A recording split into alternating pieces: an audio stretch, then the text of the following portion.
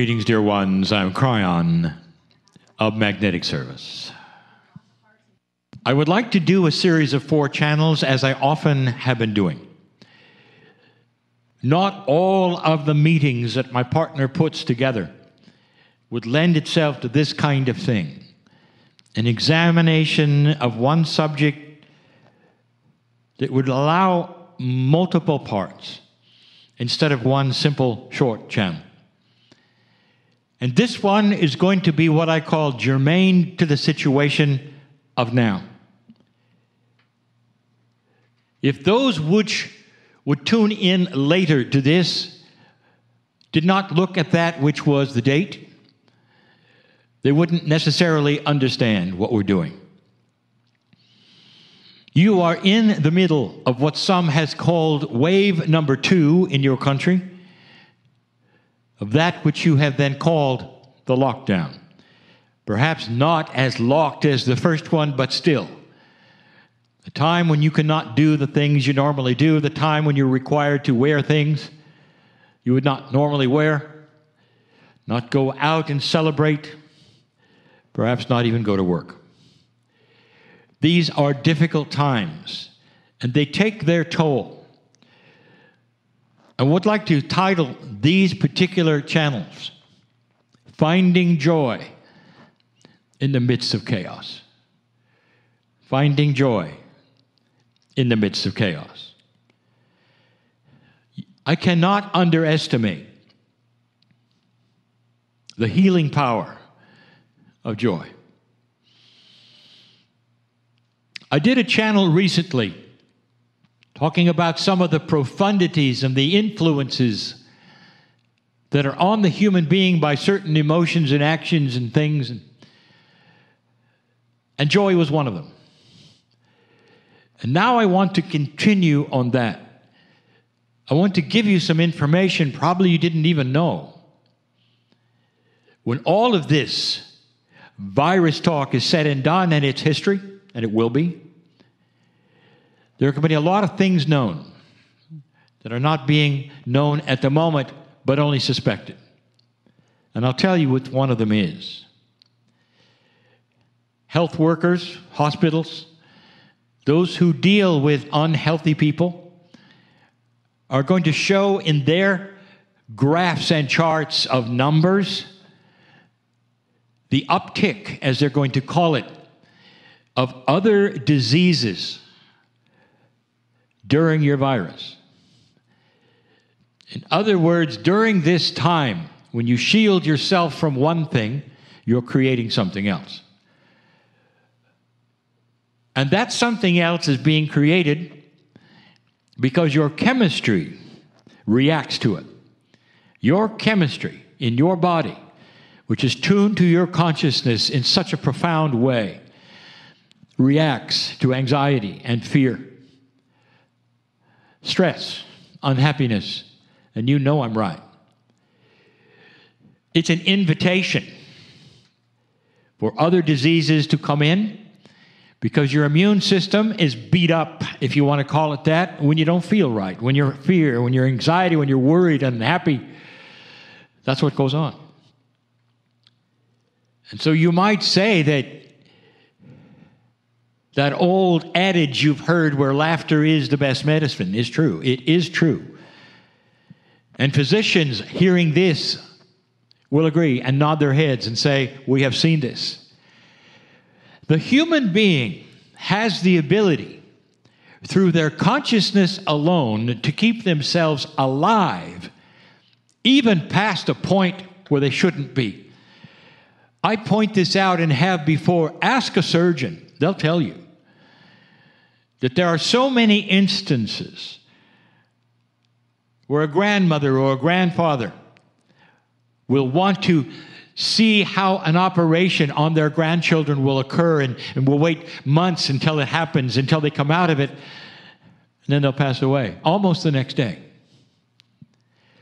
Ask those in society, psychologists, how that same thing will happen, especially with grandparents, keeping themselves alive until the graduation happens of their grandchildren. And then they pass. That's the kind of control you have. Your body is linked to your consciousness. And so you can actually sustain life if you wish. Do you ever think, if you had something else to look forward that is 10 years away, can you sustain life for that? And the answer is yes. All you have to do is inform your body what you want. You're in charge. You always have been. That's Kryon information from the beginning. But the biggest one is joy, happiness, and peace. These are the things that we have taught for a very long time, and it goes right back to this premise. Every single human being has the ability to create a remembrance of joy in their countenance that has happened in their past, it's in their mind and in that synapse of their brain, pull it forward, paste it on themselves, and be joyful in the time of chaos. This is doable. It's not a trick. It has to come from your own consciousness of desire. You have to cognize what I'm saying. Cognize it. You have to believe it. I've said this before, and I want to go back. Even if you've had a difficult childhood, dear ones, you remember that as a child, there was joy. Playing with that which were your friends or your toys or your animals. Or a time when you were so peaceful with yourself and laughed with yourself. Even if you've had a difficult childhood, those times still occurred. If you've had a good childhood, you know what I'm speaking of.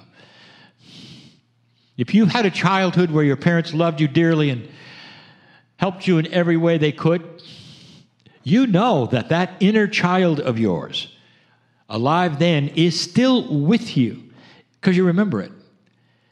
Even if you were not mature yet, that inner child has a spark of remembrance that is pasted in your brain.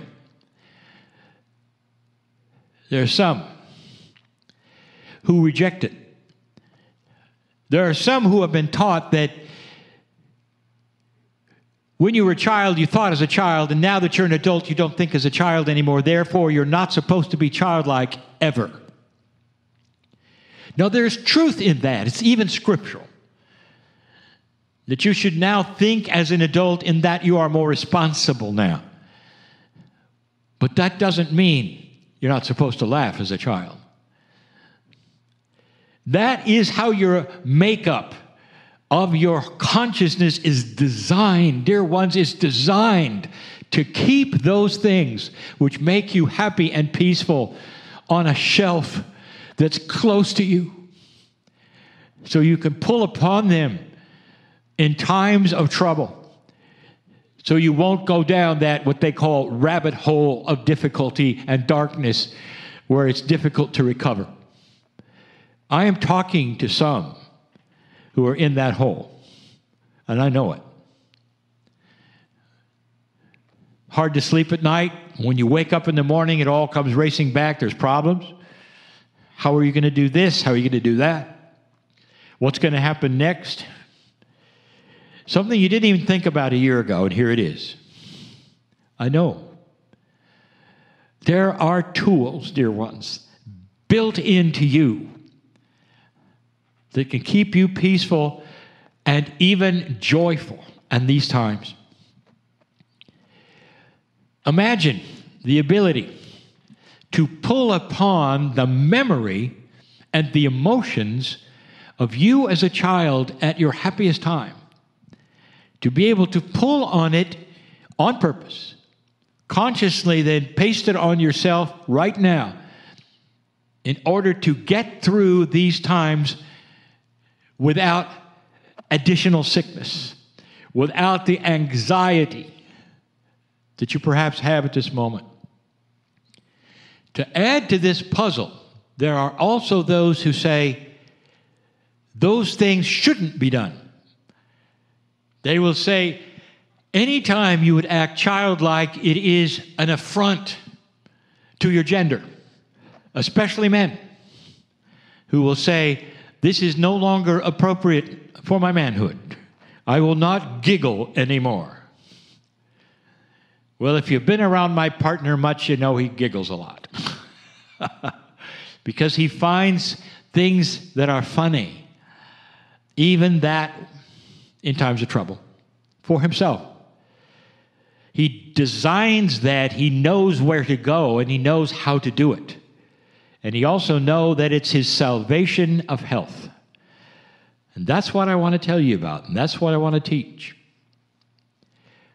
There are those who've disengaged themselves from their inner child to such a degree that if you ask them about it, they'll say, oh yeah, I took my inner child and I buried it in the backyard a long time ago. So it's not going to come out, it's dead. And for them it is, because they killed it.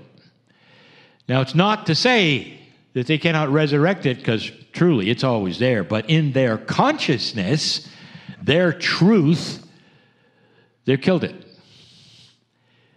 How about you? In all of these things that I'm speaking of, where are you in this department? When you wake up in the morning, how do you feel? Does the anxiety grip your heart as soon as you wake up and you worry all day? Well, if you do, I'll tell you, you're not alone, and that's why I'm giving this channel, dear ones. There's nothing wrong with that. It just doesn't need to be. You hear what I'm saying?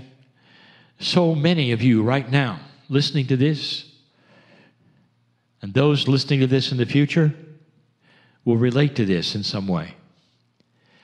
I want to take these 4 channels and I want to talk about it in a loving way. I'll give you some very practical tools that are going to seem to be too simple or strange or crazy. And I'm going to do that in the next channel. Dear ones, this is, I would say, the message of the day. I'm not going to be talking about profound things of the earth right now or the healing that is coming. I want to talk about the healing that's needed right now, so you stay healthy, so you can pull upon that joy that is there. And as I say, baked into your brain, it's there because you experienced it. You can't delete it. Even though you say you can and you want to, you can't. It's there, and if you want to recapture it, you can. Joy is the great healer of the human being. Laughter is the great healer of the human being. Your chemistry changes, your persona changes, and even that which you consider your outlook of the future will change, because it changes how you think. You remember when you were a child, sitting on the floor, perhaps playing, and you didn't have anything to worry about at all, nothing. The only thing that you had to worry about is how long you had to play. And your mom came in and say, well, put away your toys. And you said, oh, that's the worst thing that could ever happen. Let's rekindle that time when there was nothing to worry about.